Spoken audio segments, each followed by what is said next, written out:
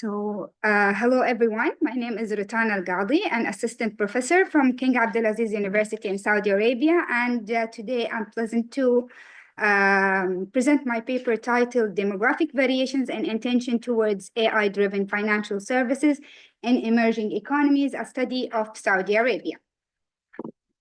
So AI is one of the most transformative technologies of the era, with a profound impact on our daily lives and how businesses operate.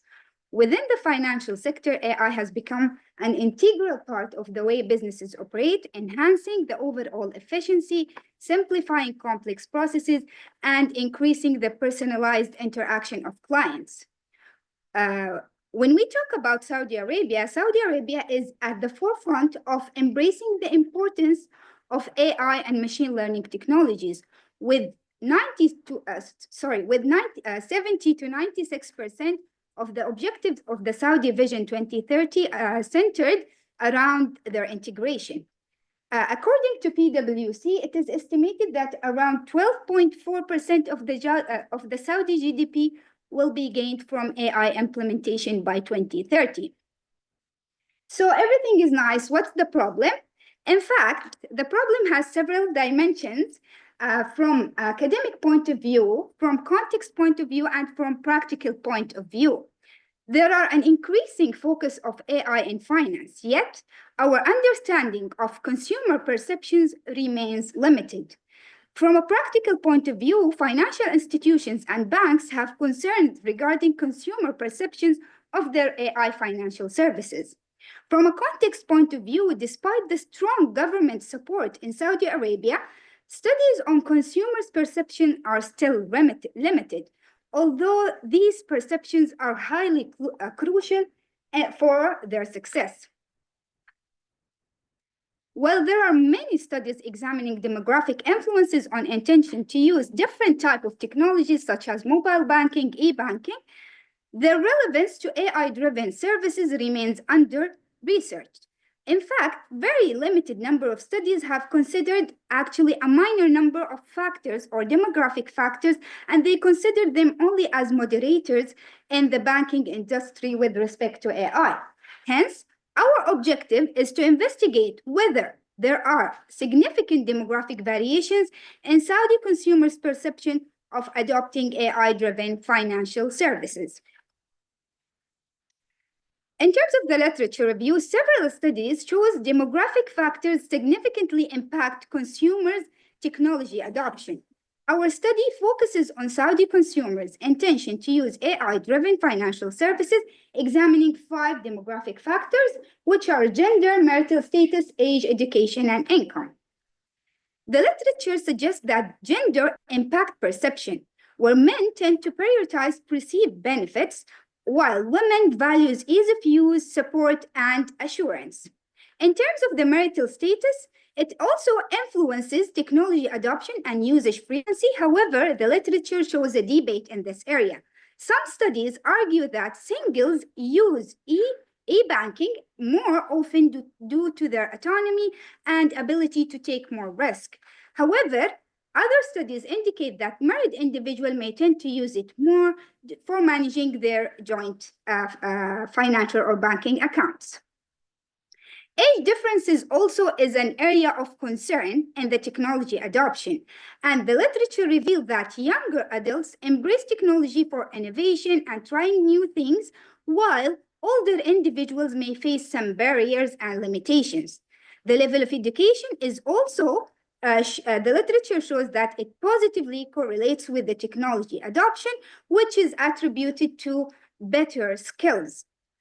In terms of the income level, it also plays a critical role. However, there is a debate in the literature as usual. So some argues that individuals with higher income tend to adopt technologies more frequently due to the better access to computers and internet. However, others argue that lower individuals may use digital banking specifically more for its convenience, especially in areas where physical banks are highly limited. Based on this literature, we came up with 5 hypotheses which are the intention to use AI-driven financial services differs significantly between males and females, between married and unmarried individuals, among different age groups, among different educational level, and among different income levels. In terms of our methodology, we conducted a survey which was designed and distributed to Saudi citizens using a convenient sampling approach due to its cost effectiveness and ability to reach a diverse sample, which is important in our study. We included demographic questions, multiple choice or two choice, and 4 items to measure the behavioral intention towards AI-driven financial services, and it was on a 5-point Likert scale. Of course, the questions were inherited from the existing literature.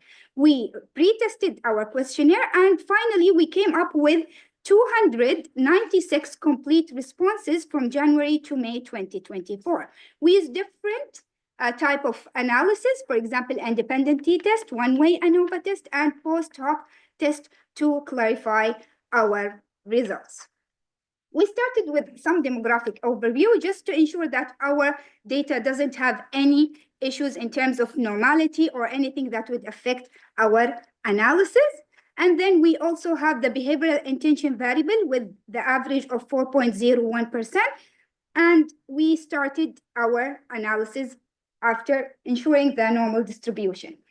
In terms of comparison of behavioral intention by gender, we used an independent t-test, and the result shows a significant difference in behavioral intention between males and females, hence supporting our first hypothesis at 5% significance level. And it also indicates that females show higher intention to use AI-driven financial services when compared to male. In terms of the marital status, we also used an independent t-test, and the result shows a highly statistical significance between married and unmarried individuals, where unmarried individuals tend to have higher intention to use AI-driven financial services. When we compared the age group, educational level, and income level, we used the one-way ANOVA test, and the results indicate that there is a statistically significant differences in behavioral intention towards AI-driven financial services across each of these 3 demographic factors, hence supporting our 3rd, 4th, and 5th hypotheses.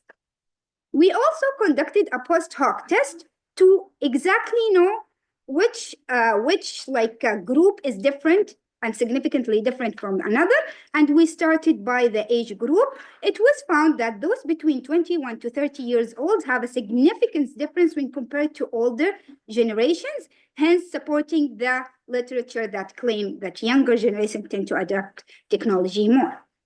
In terms of the educational level, it was found that people with high education level, like postgraduates or higher, exhibit a lower intention to use AI-driven financial services compared with lower educational qualifications. While this somehow contradicts the literature, however, maybe one interpretation that people, when they reach a certain level of education, they become more eager to have a face-to-face interaction to answer their questions, especially when it comes to financial decisions. In terms of the income level, it was found that individuals with lower income exhibit a significantly higher intention to use AI-driven financial services when compared to those with higher income, hence supporting the literature that claim the same. Overall, our results shows that there are significant variations in the intention to use AI-driven financial services among all the tested demographic factors, hence supporting all our 5 hypotheses. So what? Who can benefit from our results? In fact, we have some strategic recommendations for banks and for financial institutions starting based on our results. For example, customer engagement is very important. The banks and financial institutions need to enhance the acceptance of AI-driven financial services through tailored offering based on demographic insights. For example, they can create user-friendly platforms and targeted marketing for women. They can target the lower income individuals by having some promotions and offering for them. By effectively addressing these needs, bank can attract new customers and keep their current one.